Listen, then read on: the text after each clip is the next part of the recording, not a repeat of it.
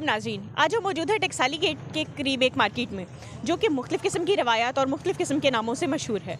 इसके मुख्तलिफ़ किस्म के नामों में शाही मोहल्ला, बाज़ार हुस्न और हीरा मंडी जैसे नाम मशहूर हैं। शाही दौर में इस जगह पे रक़्स सुरूर की बहुत सारी महफ़िलों का इनेकाद होता था, तो इस जगह पे बहुत बड़े बड़े आर्टिस्ट भी पैदा हुए। आर्टिस्ट के अलावा यहाँ पे म्यूज़िकल इंस्ट्रूमेंट मतलब आलात मौसीकी भी इस जगह की ख़ास रिवायत में से एक चीज़ हैं। आज आपको कुछ ऐसे लोगों से मिलाते हैं जो कि आलात मौसीकी से वाबस्ता हैं, कुछ आर्टिस्ट हैं, बल्कि कुछ बनाने वाले भी हैं। आइए हम मिलते हैं। अस्सलाम वालेकुम। वालेकुम सलाम। आपका नाम? यूसुफ।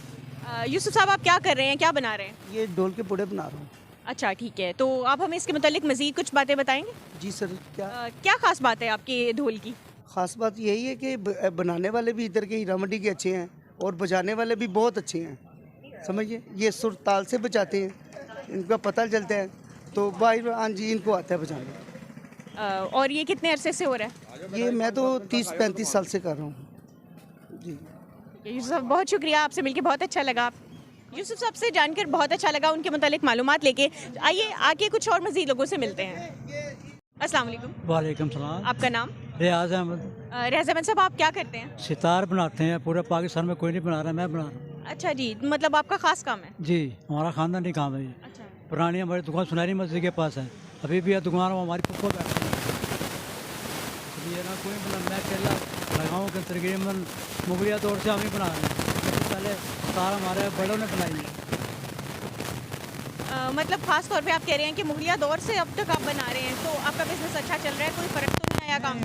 तो ये बनाने वाला कोई नहीं है, बस चल रही है आहिस्ता आहिस्ता, यानी कि गुजारा ही है, बाकी वो बात नहीं है जो चलो चले। बजाने वाला कोई भी नहीं ना, बजाने वाला कोई नहीं है, कोई ना किसी शौक करते हैं। मतलब वक्त के साथ साथ फ़र्क पड़ा है बिज़नेस पे? जी जी, फ़र्क पड़ा है। बहुत शुक्रिया, आपसे मिलके बहुत अच्छा लगा। अब आपको मिलाते हैं मज़ीद कुछ और लोगों से। जैसे कि हमने देखा कि यहाँ सितार बनाने वाले, ढोल बनाने वाले बहुत सारे लोगों से हम मिले। अब हम आपको मिलाते हैं ढोल बजाने वाले कुछ लोगों से भी। अस्सलाम वालेकुम। जी वालेकुम सलाम। आपका नाम? अली रज़ा। अली रज़ा साहब, आप हमें ढोल बजा के सुनाएंगे? जी।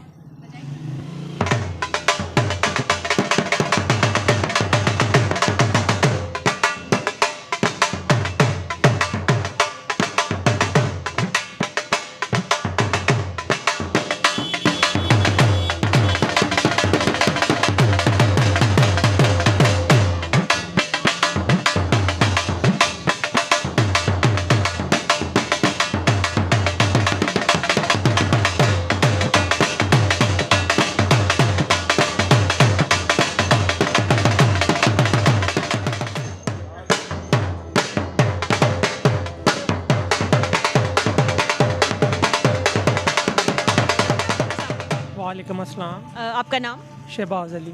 शहबाज साहब, आप क्या कर रहे हैं और क्या बना रहे हैं? जी, ये मैं तबला बना रहा हूँ। ये तबला जोड़ा होता है मेल एंड फीमेल, ये मैं नर बना रहा हूँ इसका, और ये ऊपर लिक्विड लगवा रहा हूँ, ओल्ड आयरन पाउडर।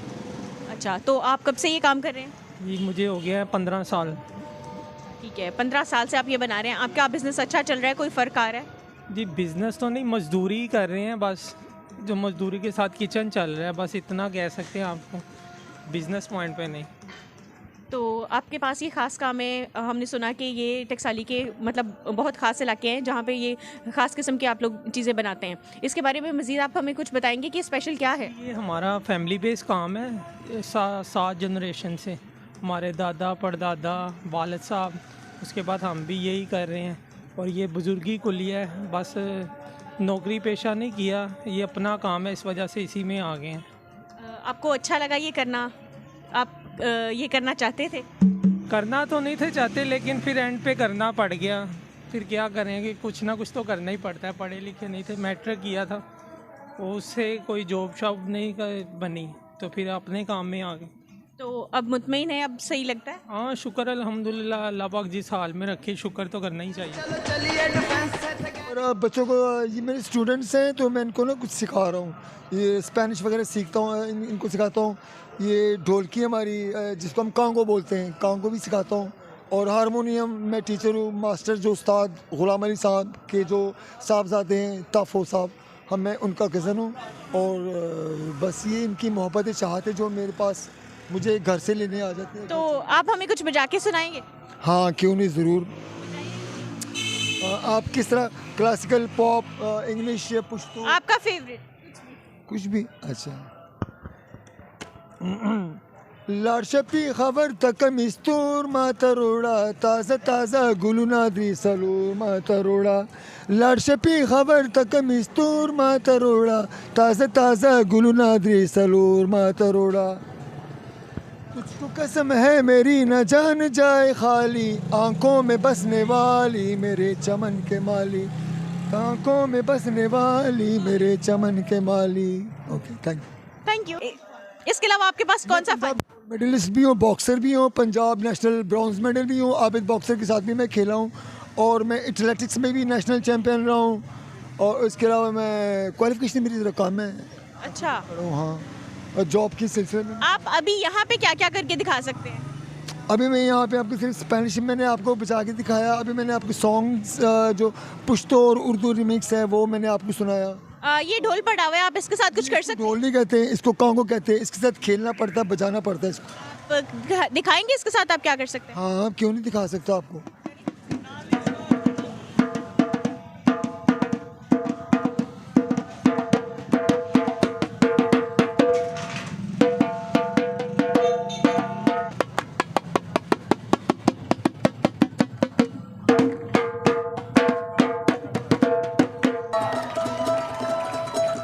और गिटार मोहल्ले की वो छत और मेरे यार वो रातों को जागना सुबह घर जाना कूद के दीवार वो सिगरेट पीना गली में जाके वो करना दोस्तों से गड़ी गड़ी बात बस जाके जाके यादें रह जाती हैं बस छोटी छोटी वादें रह जाती हैं बस यादें।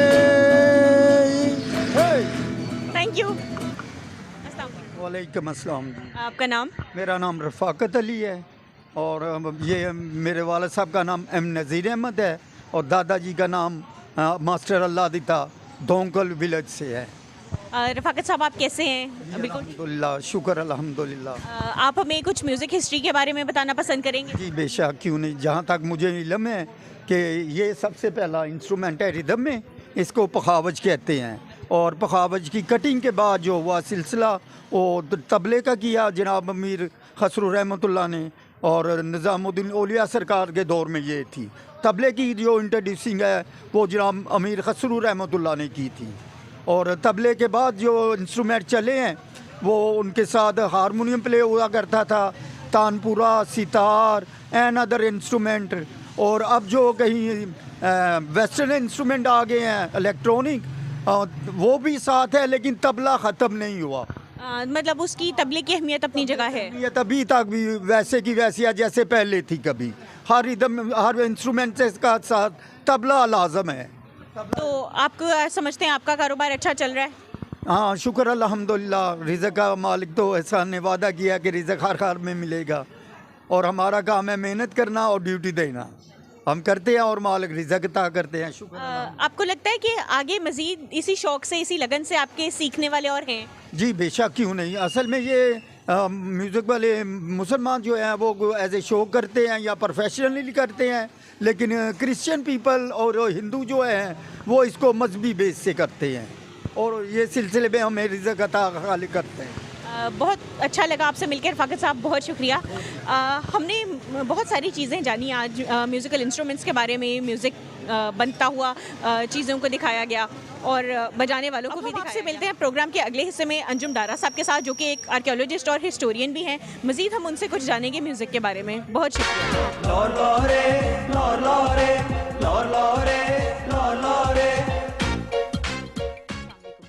आज हम आपको लेकर आए हैं अंजुम डारा साहब के पास, जो कि शाही किला में मौजूद हैं और इनकी एक बहुत अच्छी पर्सनल कलेक्शन है। इनके पास तकरीबन 400 से ज़्यादा म्यूज़िकल इंस्ट्रूमेंट्स हैं। आइए हम इनसे मज़ीद कुछ जानते हैं इनके हवाले से। अस्सलाम वालेकुम। जी अस्सलाम वालेकुम। क्या हाल है? कैसे हैं आप? जी ठीक ठाक, फर्स्ट क्लास, शुक्र अल्लाह का। आप हम आपकी बहुत ज़बरदस्त कलेक्शन है और बहुत ज़बरदस्त तरीन जगह है, तो आप हमें मज़ीद इसके बारे में कुछ आगाह करना चाहेंगे? बेसिकली आर्कियोलॉजिस्ट हूँ, डिपार्टमेंट ऑफ आर्कियोलॉजी मेरी को 25 साल सर्विस है। तो presently I am serving at Taxila museum, लेकिन चूँकि मेरी ये फैमिली की ऑफिशियल रेजिडेंस है लाहौर किले में, तो ये मेरी म्यूज़िकल इंस्ट्रूमेंट की जो कलेक्शन है ये मेरी पर्सनल है। चूँकि मेरा सब्जेक्ट जो है एंशिएंट रिलीजन है, हिंदुज़म, बुद्धिज़्म, जैनिज़्म, ज़ोरोस्ट्रिज़म, सिखिज़म, तो ये तमाम जो सब्जेक्ट्स हैं ना, रिलीजन है ना, ये म्यूज़िक के गिर्द इवॉल्व करते हैं, ख़ास तौर पे हिंदुज़म और सिखिज़म। तो इसके रेफरेंस से चूँकि मेरी स्पेशलाइजेशन थी इस एंशिएंट रिलीजन में, कल्चर में, हेरिटेज में, तो ये फिर मेरा एक पर्सनल हॉबी भी थी। मैं खुद भी गाता था, सिंगिंग करता था।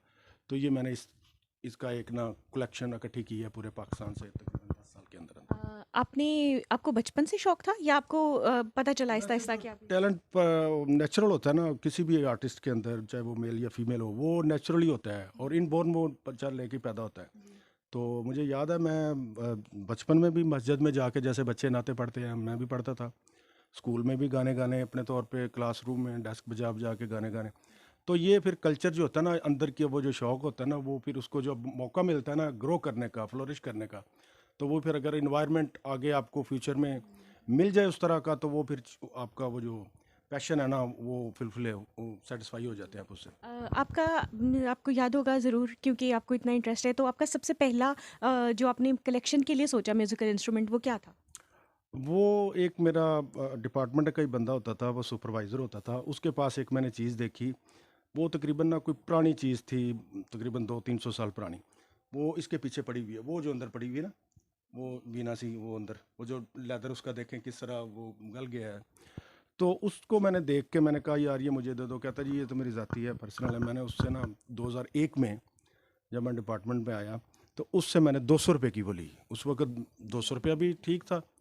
तो उसके बाद मुझे फिर शौक़ हुआ कि इसके साथ मैं और चीज़ें जोड़ूं, म्यूज़िकल इंस्ट्रूमेंट के साथ कलेक्शन करूं। तो फिर गो थ्रू करना, स्टडी भी सारी यही थी, आर्कियोलॉजी, एथनोम्यूजिकोलॉजी, एथनोग्राफी। तो वो ये सारे सब्जेक्ट जो है ना ये सोसाइटी के हैं, सोशियोलॉजी के हैं, आर्कियोलॉजी के हैं। तो फिर मैंने ये खुद भी करनी शुरू कर दी। आपका पर्सनली क्या बजाने का शौक है? आपको कौन सा इंस्ट्रूमेंट अच्छा? सारे इंस्ट्रूमेंट मैं हल्के फुल्के बजा सकता हूँ, लेकिन फुल परफेक्शन के साथ तो कोई बंदा भी नहीं बजा सकता। कोई चीज़ भी, कोई भी बड़ा आर्टिस्ट है, उसने 40 साल भी कोई इंस्ट्रूमेंट बजाया, तो वो यही कहेगा कि इसमें मेरी परफेक्शन नहीं है। तो मैं हारमोनियम हल्का फुल्का बजाता हूँ। मेरी जो टीम है, ऑर्केस्ट्रा मेरा, वो साथ फिर तबला, हारमोनियम, पीछे तानपुरा, इस तरह। तो गज़ल मैं ख़ुद भी गाता हूँ। मैं अल्हम्दुलिल्लाह मेहदी हसन साहब का, खान साहब का, बहुत बड़ी वो दुनिया है, अल्लाह ताला उनको ग़रीक़ रहमत करे, दर्जात उनके बुलंद करे। तो मैं उनका शागिर्द भी हूँ, उनको सुना भी है, लाइव बड़ा हमने सुना है। वैसे ऑडियो में भी मैं बहुत सुना है उनको। तो वो मेरे रूहानी तौर पे भी उस्ताद हैं, तो मैं अब भी उनको उस्ताद मानता हूँ। उसके अलावा जो हमारे पास करीब ही बाज़ार है, बाज़ार हुस्न है, वहाँ पे बहुत सारे म्यूज़िकल इंस्ट्रूमेंट्स बनते हैं, वहाँ के कुछ आर्टिस्ट हैं, उसकी तारीख़ी हैसियत के बारे में आप क्या जानते हैं? तो ये सारा कल्चर जो है, ये वर्ल्ड सिटी का जो कल्चर है ना, ख़ास तौर पे मुग़ल पीरियड में ज़्यादा इस्टेब्लिश हुआ। सलातीन जो दिल्ली के थे, उसमें ये 13वीं-14वीं सदी में ये इसकी वाल्स जो है ना, वो जो फोर्टिफिकेशन वाल है वो बनी, इसके दरवाजे बने। तो they were improved later on by the greater emperor Akbar the great. उसने इसको फिर ज़्यादा अपलिफ्ट किया था, इसकी सिक्योरिटी को, सेफ्टी को। तो इसके अंदर एक मखसूस कल्चर है। जिस तरह ये कमर्शियल एरियाज़ हैं, मार्केट्स हैं, तो इस तरह ये जो लाहौर से अंदरून शहर है, इसमें एक जैसे ये मार्केट है, रेड लाइट एरिया है जिसको बोलते हैं। तो इसके अंदर एक क्योंकि ये सारा काम जो था, सारा जो प्रोफेशन था, ये म्यूज़िकल इंस्ट्रूमेंट के साथ वाबस्ता था। उसमें मेकर भी इसके बहुत अच्छी क्वालिटी के होते थे, जो सितार बजा रहे हैं, बना रहे हैं, रुबाब, हारमोनियम, तबला, मृदंग, पखावज, ये सारी चीज़ों के आर्टिस्ट इधर थे। यहाँ बजाने वाले भी थे, कुछ आर्टिस्ट भी थे और बनाने वाले भी सारे एक्सपर्ट्स थे। ज़ाहिर है मार्केट थी।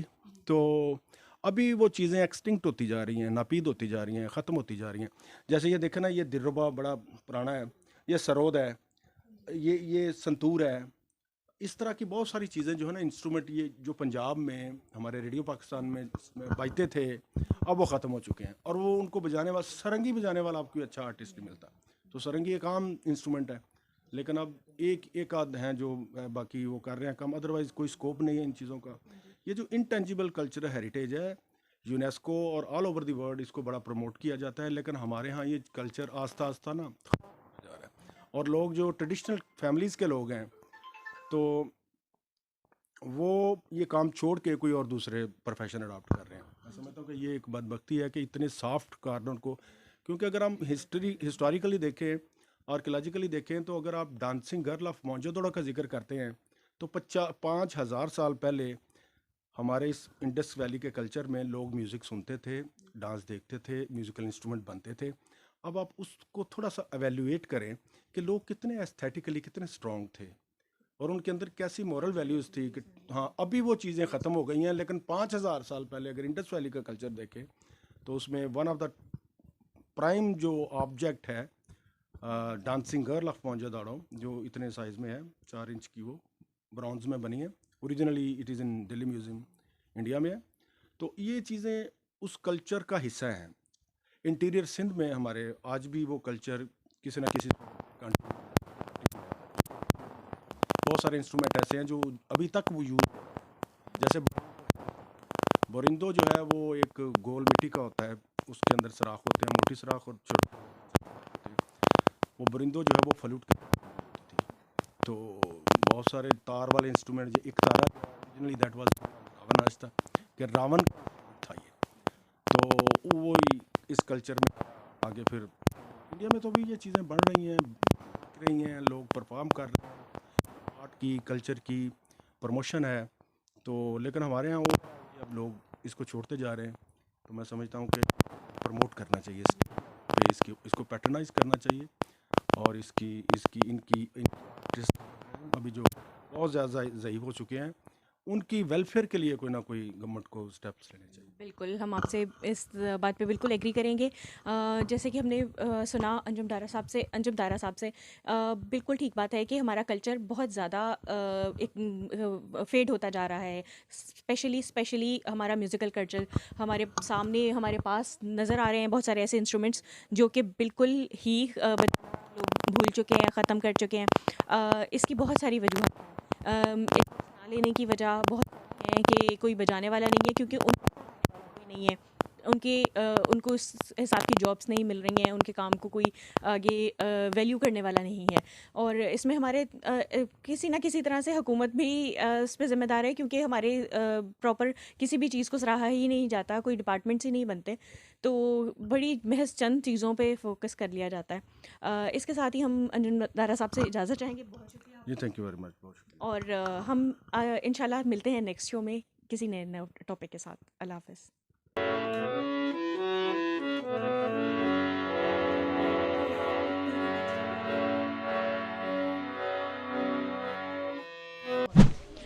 इसी सब के साथ आपका बहुत बहुत शुक्रिया सर। अल्लाह का वास्ता पास कर दे, बहुत मेहनत की है यहाँ बैठने के लिए, लाइट गई थी, इंतज़ार किया है, हिस्टोरियन ढूंढा है।